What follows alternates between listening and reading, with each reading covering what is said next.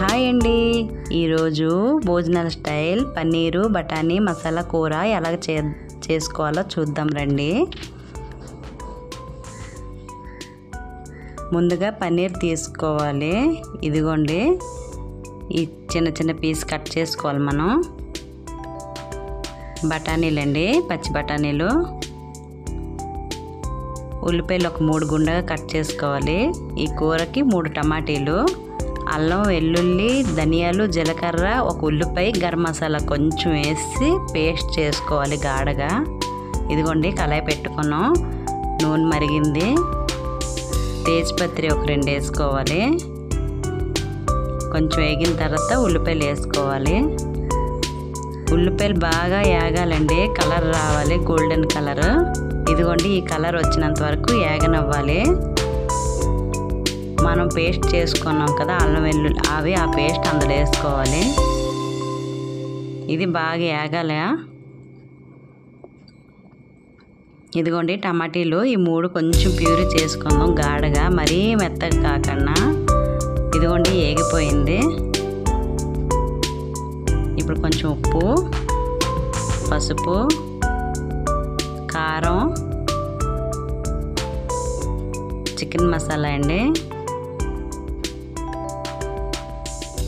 బాగా కలుపుకోవాలి. వేసి వేగిన తర్వాత బఠానీలు వేసేసుకోవాలి.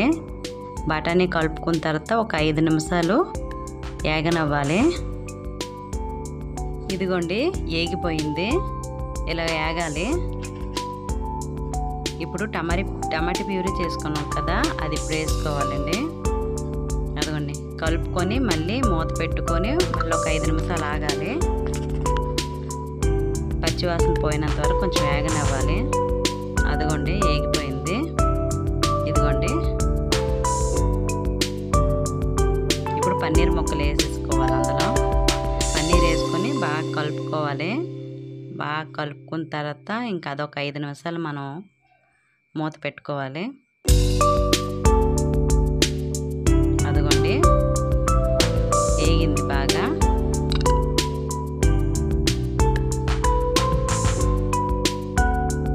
ఇప్పుడు ఒక లోటా నీళ్ళు వేసుకోవాలి.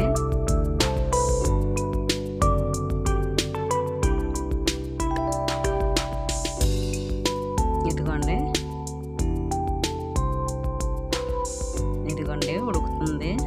ఇంకా కొంచెం దగ్గర పడాలా, వాటర్గా ఉంది కదా, ఇంకొంచెం దగ్గర పడాలా.